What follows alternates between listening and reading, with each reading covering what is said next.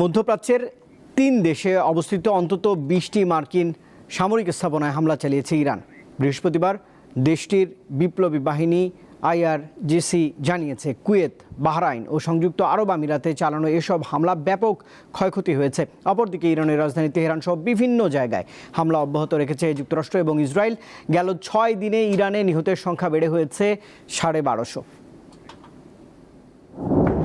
ষষ্ঠ দিনে গড়িয়েছে ইরানের বিরুদ্ধে শুরু করা যুক্তরাষ্ট্র ও ইসরায়েলের আগ্রাসন। এতে ইরান জুড়ে এখন পর্যন্ত 7,000-এর বেশি মানুষ হতাহত হয়েছে।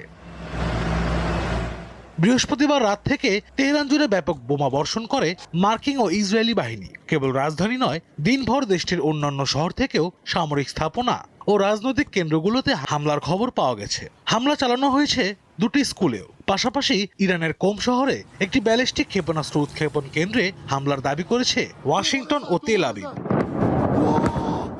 ইসরায়েলি সামরিক বাহিনী জানিয়েছে, যুদ্ধের দ্বিতীয় ধাপে ইরানের ভূগর্ভস্থ ক্ষেপণাস্ত্র স্থাপনায় হামলা চালানো হবে।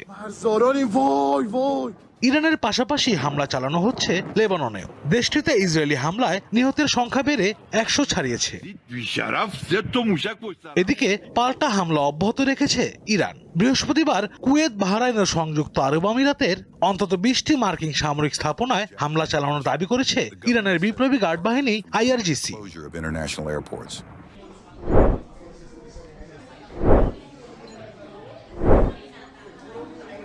এছাড়া উপসাগরে একটি মার্কিন তেল ট্যাঙ্কারে হামলার দাবি করেছে তেহরান। এর আগে রাতভর ইসরায়েলের দিকে মিসাইল ছোড়ে ইরান।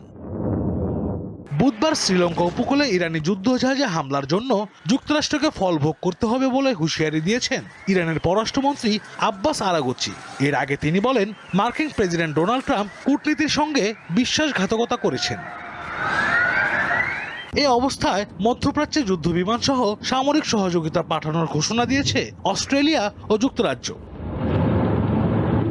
এদিকে ইরান হরমুজ প্রণালী বন্ধ করে দেয়ায় সেখানে প্রায় 20,000 নাবিক আটকা পড়ে আছেন বলে জানিয়েছে জাতিসংঘ। পাশাপাশি অঞ্চলটিতে বিভিন্ন প্রমত্তরিতে আরো 15,000 যাত্রী চরম দুর্ভোগে পড়েছেন।